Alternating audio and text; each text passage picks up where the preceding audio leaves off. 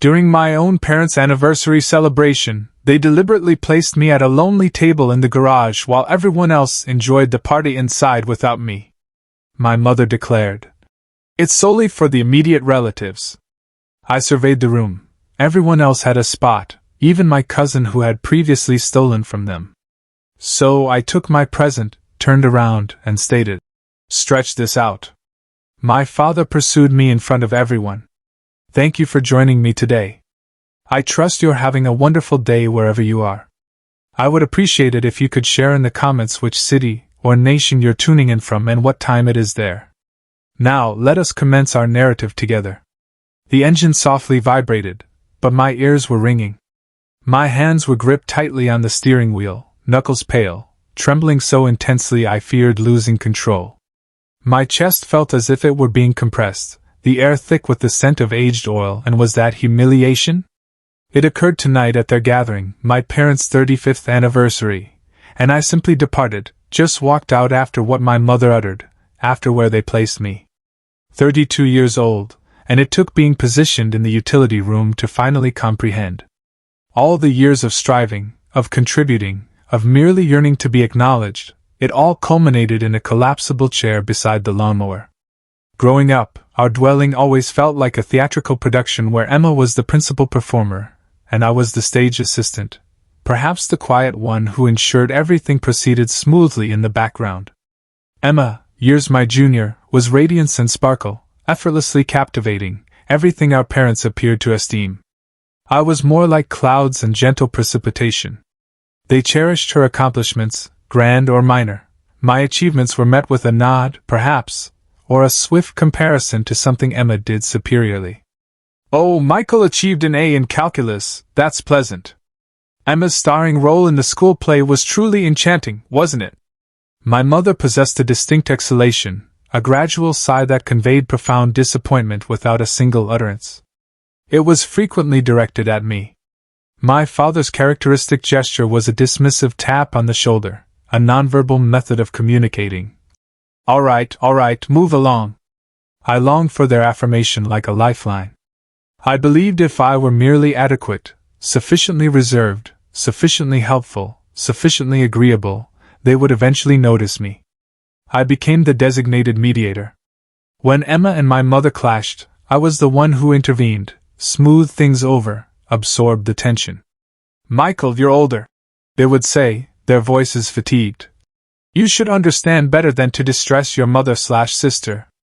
So, I learned to anticipate, to avoid disagreement, to assume responsibility for preserving harmony, even when the dispute was not mine. Consider the automobile. I was 17, finally possessing my own worn-out Camaro I had saved for. Emma, 15, secretly took it out, wrapping it around the lamppost a few blocks away. She was terrified, weeping. My parents were enraged about the car. Before they could even inquire, I stepped forward, stating I lost control, swerved. It cost me my entire summer employment savings and then some to repair it, working additional hours at the diner. I recall wiping grease from my hands late one evening, aching, and contemplating. They will value this. This is sacrifice. This is kinship. My parents simply shook their heads.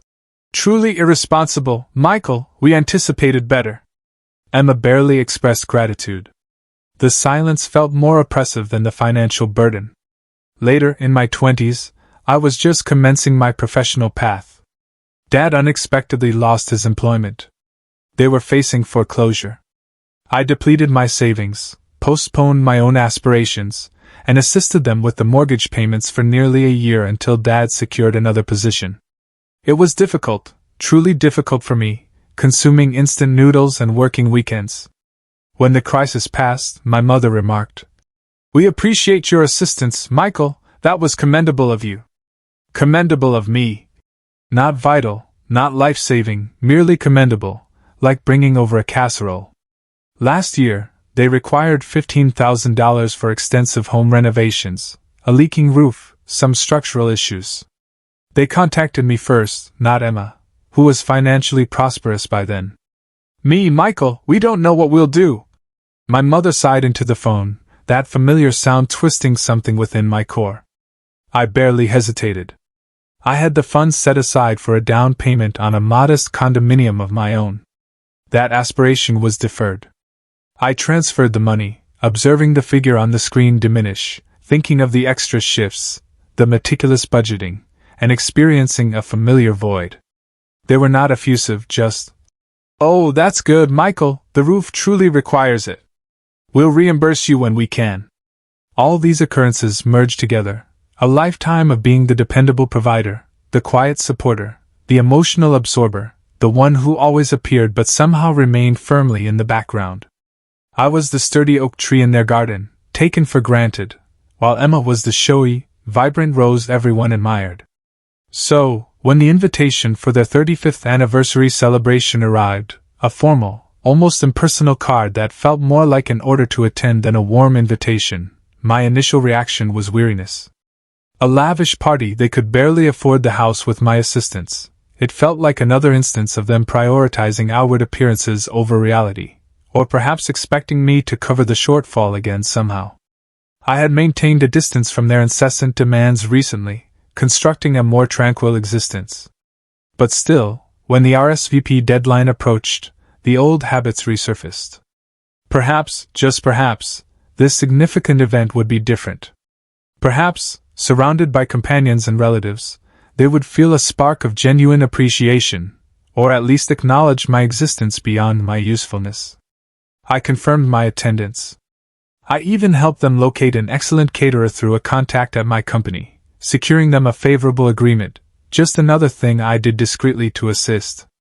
I did not anticipate being seated at the main table or anything extravagant, just a place indoors, a place at the table to feel like family. The evening was warm and humid, the kind of oppressive southern night where the air hangs heavy with the fragrance of jasmine and potential. Arriving at my parents' residence, transformed for the occasion, felt surreal. Miniature lights sparkled in the ancient oak trees I used to ascend. The lawn was meticulously maintained, the porch adorned with elegant white fabric. Soft melodies drifted from the open windows. Valet attendants, whom I knew they could not genuinely afford, directed vehicles into the driveway. It appeared flawless, a picture-perfect southern festivity. Inside, the house was bustling with individuals I had not encountered in years, friends of my parents, distant relatives, neighbors. My mother was radiant in a blue gown, my father beaming beside her, embodying the charming hosts. Emma was, of course, circulating effortlessly, looking stunning, laughing, attracting a crowd. I felt a familiar constriction in my chest, the old performance anxiety resurfacing. "Smile, Michael. Be agreeable, don't cause trouble."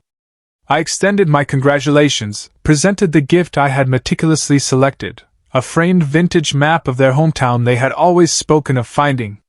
My mother accepted it with a polite smile, handing it to an attendant almost immediately. "Oh, lovely, Michael, thank you for coming." My father gave me the swift, dismissive pat on the shoulder, the same as always. "Okay, breathe, lower expectations, just locate my spot." I surveyed the main chamber. Tables were exquisitely arranged with crisp linens, fine china, and floral centerpieces. Place cards marked each position. I did not see my name at the main table, obviously, or at any of the tables nearby where closer relatives and important acquaintances were seated. I meandered through the room, examining the cards, my aunt and uncle, Emma's companions, even Mr. Henderson from down the street who had just moved here last year. Still no Michael. A knot of apprehension began to form in my stomach. I observed my mother conversing with the caterer, the one I had recommended and secured a discount for them. I approached, attempting to keep my voice light.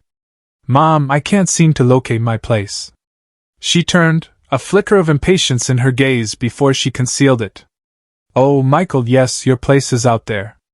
She gestured vaguely towards the rear of the house, towards the side entrance that led to the garage. Confusion, then disbelief. "Out there? In the garage?" She emitted that sigh, that familiar deflating sound. "Yes, it's solely for the extended relatives." Her tone implied it was a self-evident, perhaps slightly regrettable but utterly essential arrangement. My mind raced. Extended family? I looked around the main chamber again. My cousin Mark was seated at a prime table near the back wall, laughing loudly. Mark, the one who stole Dad's golf clubs and Mom's jewelry 5 years ago, who had barely communicated with them since, until suddenly he was back in the fold, charming his way through everything. And he was inside, at a table. I scanned the faces. People I knew were practically strangers to my parents were seated at proper tables in the main room. And I, their son, the one who helped save their home, was relegated to the garage. The garage. I proceeded towards the side door, the polite murmur of the party receding behind me, replaced by the echoing thump of my own heart. Pushing open the door, I stepped onto the concrete floor. It smelled of fuel, old tires, and dust. Fluorescent lights cast a harsh, cold radiance. A single long collapsible table stood in the center, covered with a plastic cloth. Collapsible chairs were arranged around it. This was not an overflow area set up pleasantly. This was the garage. There were a few individuals seated there already. My great-aunt Carol, who was lovely but had not left her residence in years and barely knew anyone. Mr. Henderson's awkward nephew, who was apparently assisting with parking. And yes, there was Cousin Mark, leaning back in his chair, scrolling through his phone, appearing utterly bored but definitely within the house's sphere compared to this banished zone. I stood there for a moment, the absurdity of it all washing over me, swiftly followed by a wave of searing mortification. The melodies, the laughter, the clinking glasses from inside felt like a deliberate mockery. This was not an oversight. This was not a blunder. This was a clear, undeniable declaration of where I ranked, below the individual who stole from them, among people who were barely connected or clearly did not belong inside. I was less significant, less valued, less family than a thief and practical strangers. My chest tightened, not like barbed wire this time, but like a concrete block settling heavily on my lungs. My vision blurred slightly at the edges. This was it, the culmination, the years of being disregarded, of having my contributions minimized, of being blamed for things I did not do, of constantly being measured against Emma and found lacking. It all led to this collapsible chair beside the lawnmower at my parents' 35th wedding anniversary celebration. My absolute low point. And in that instant, something shifted. The old craving for approval, the longing to be noticed, did not just diminish, it fractured like a dry twig underfoot. It was replaced by a cold, stark clarity and a surge of righteous, blazing indignation. I did not belong here, not just in this garage, but in this harmful dynamic, in this performance of a family that did not actually perceive me. I looked down at the present still clutched in my hand, the framed map, a representation of their past, their foundation. I had contributed to preventing that foundation from collapsing, not merely with funds but with years of emotional vitality. And this is how they honored that, by placing me in the garage. My fingers trembled, not with apprehension but with suppressed fury. I did not set the present down. I turned around, the inexpensive plastic tablecloth and collapsible chairs a stark contrast to the scene unfolding inside. I walked back through the side entrance into the main party room. The music seemed to falter slightly, conversations subsided, heads turned. It felt like stepping onto that stage I had always worked behind, but this time I was not arranging props. I was the performance. My father noticed me first. His smile wavered. "Michael, where are you going? What are you doing?" His voice was loud, carrying across the sudden quiet. He moved towards me, a look of concern mixed with annoyance, the annoyance of his perfect party being disrupted. I paused near the center of the room, not far from where my mother stood watching with wide eyes. I held up the framed map, not for them to take, but for everyone to observe. My voice was soft but distinct, amplified by the silence. "You seated me in the garage," I stated, looking directly at my mother. "Said it was for extended family?" My gaze swept across the room, meeting the eyes of individuals who were not extended family, people who barely knew my parents, seated at tables. I looked at Mark, still visible from where I stood. "Even Mark has a place inside," I added, the absurdity of it striking me again. Then I looked back at my parents, at the beautiful, costly facade they had created. I held up the map, not tossing it, not slamming it down, but simply holding it, a tangible representation of their history, their dwelling, everything I had helped preserve. So, I stated, my voice steady, cold, stretch this out. And I carefully placed the framed map down on an empty side table, turned around, and walked out of the party, out of the house, out of the existence I had been attempting to conform to for 32 years. My father called after me, louder this time. Michael, return here. But I did not stop, did not look back, just continued walking through the miniature lights, past the perplexed valet attendants, and entered my vehicle. The journey home was a blur of conflicting sentiments, anger, hot and sharp, contending with a profound, aching sorrow. Humiliation, yes, but it was rapidly being eclipsed by a strange, exhilarating sensation of liberation. I had done it. I had finally publicly declined to fulfill my assigned role. The quiet in my car was deafening after the party commotion, but it was my quiet. Control felt unfamiliar and thrilling. The messages commenced before I was even halfway home. First from my mother. Michael, what was that? How could you? You ruined everything. Followed swiftly by my father. Your mother is distraught. Come back and apologize immediately. Then Emma. Seriously, Michael, causing a scene at their anniversary? Grow up. The flying monkeys were not far behind, calls and messages from aunts, uncles, and even some of my parents' acquaintances, all with the same refrain. How dare you? You hurt them. You need to rectify this. They were employing their characteristic tactic, making me the antagonist, manipulating me into believing my entirely justified reaction was the issue, not their conduct. I did not respond to any of them that night. I pulled into my small apartment parking area, the quiet solitude a stark contrast to the performative chaos I had just escaped. My hands were still trembling as I unlocked my door. The apartment felt like a sanctuary. It was mine, no one could place me in the garage here. The next morning, the wave of raw emotion subsided, leaving behind a cold, firm determination. I knew I could not revert to the previous state of affairs ever. This was not merely about a chair. It was about a lifetime of emotional neglect and financial exploitation masquerading as familial obligation. I required assistance navigating this. I was not equipped to manage their manipulation alone. I telephoned my friend Sarah. Sarah was the sister I never had, intelligent, direct, and fiercely loyal. I recounted the entire story, the mortification, the anger, the years leading up to it. She listened without interruption. When I concluded, she did not hesitate. Michael, that is absolutely messed up. You did the correct thing walking out, more than the correct thing. You asserted yourself after decades. You need to safeguard yourself now. Legally, this pattern, it's financial abuse layered with emotional garbage. My cousin is a family attorney, brilliant with complicated situations like this. I'll connect you. Contacting the lawyer, Mr. Davies, felt intimidating, like acknowledging that the rupture was permanent and serious. But Mr. Davies was calm and professional.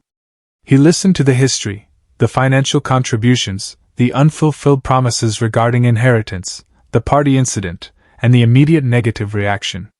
While the seating arrangement is not unlawful, Michael, he explained, the pattern of significant, unacknowledged financial contributions, especially tied to things like mortgage payments and home repairs, combined with potential issues regarding inheritance or past agreements, provides us grounds to seek clarity and potentially recover some of your investment, or at least protect your future interests.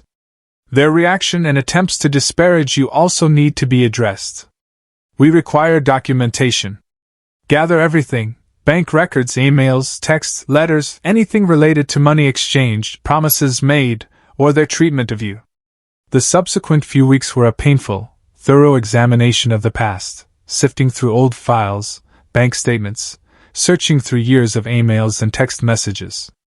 Each document, each message, was a small paper cut, reopening old wounds. Discovering the bank transfers for the mortgage, for the $15,000 in repair money, seeing the casual confirmations from my parents, it all simply validated the imbalance. I was their safety net, their bank, their emotional punching bag, but never truly their son in the manner Emma was their daughter. The defamation campaign from my parents and Emma was in full swing. I received curt emails from distant relatives stating things like, "Your mother is beside herself. Families forgive, Michael. Pride is a terrible thing." I observed passive-aggressive social media posts from my mother about the anguish of ingratitude and offspring who forget their origins. Emma posted photographs from the party, pointedly tagging everyone except me, captioning one album, "My beautiful, supportive family." It felt like they were attempting to revise history and manipulate not just me but the entire family network. Their social facade was firmly in place for the public, portraying me as the antagonist who had deserted them. During this distressing evidence-gathering process, sifting through digital remnants, I stumbled upon something that sent a chill down my spine: the financial deception. An email chain between my mother and Emma from last year, dated just weeks after I had transferred the $15,000 for home repairs. They were discussing Emma needing a substantial sum of money quickly for an investment opportunity. My mother wrote, "Don't worry, Michael's money came through. We'll use that for you. We can always get the roof fixed later. It's not that bad, just leaks when it rains hard." Another email confirmed part of the money did go towards a lavish anniversary trip they took earlier this year, which they presented as a surprise gift from a friend.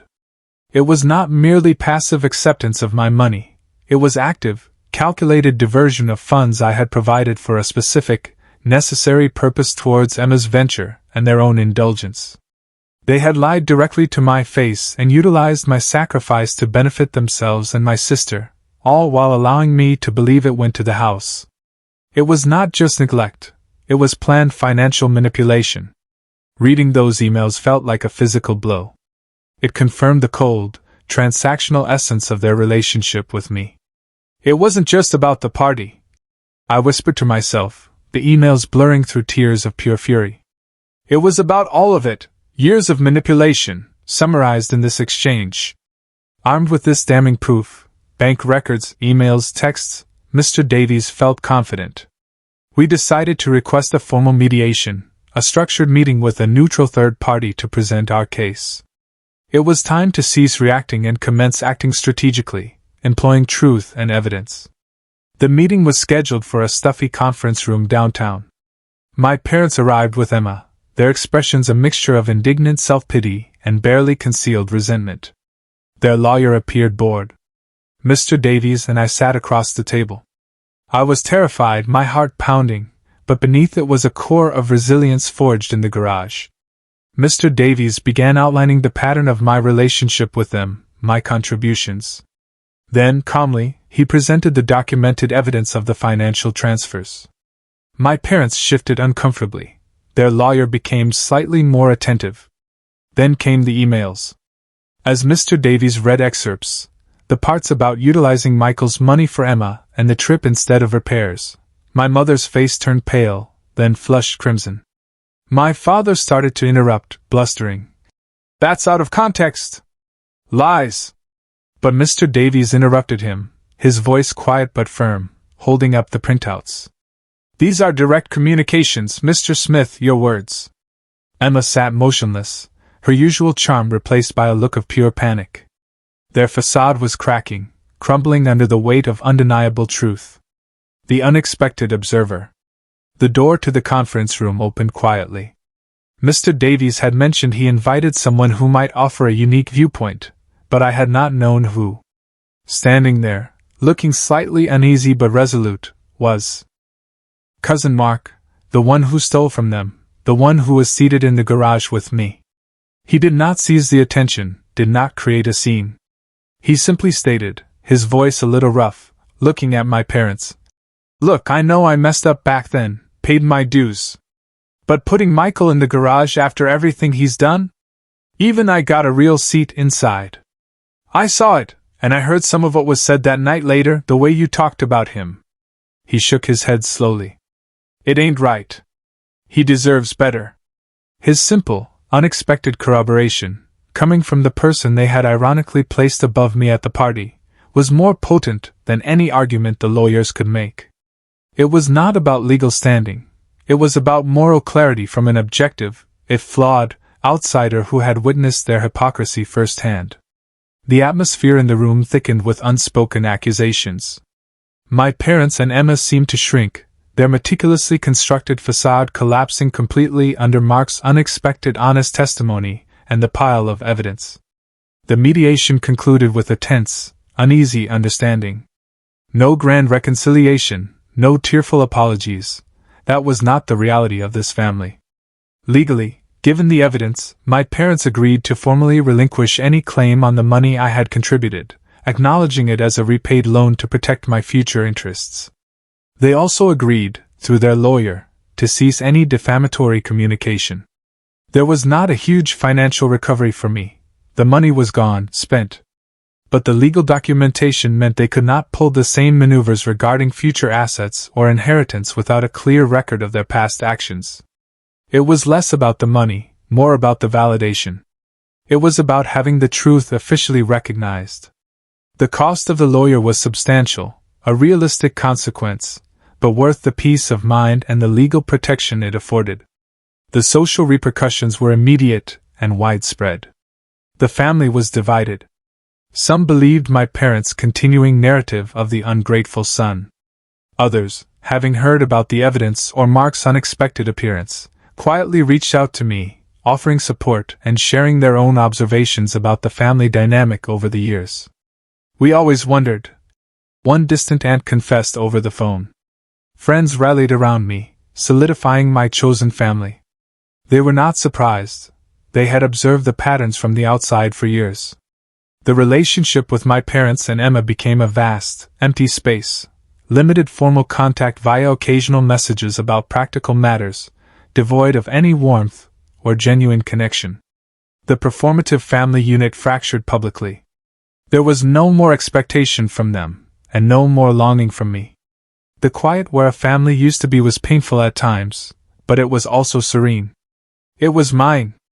The months that followed were not a sudden burst of joy but a slow, steady process of healing. It was like recovering from a major surgical procedure, painful, requiring careful attention, but ultimately leading to wellness. I began therapy, processing years of attempting to earn affection, of feeling inadequate. I learned to identify the patterns of manipulation so they could not affect me in the same manner. I learned that establishing boundaries was not unkind or selfish. It was an act of self-preservation, an act of self-love. It felt like finally stepping out of a shadow I had inhabited my entire life and discovering what my own sunlight felt like.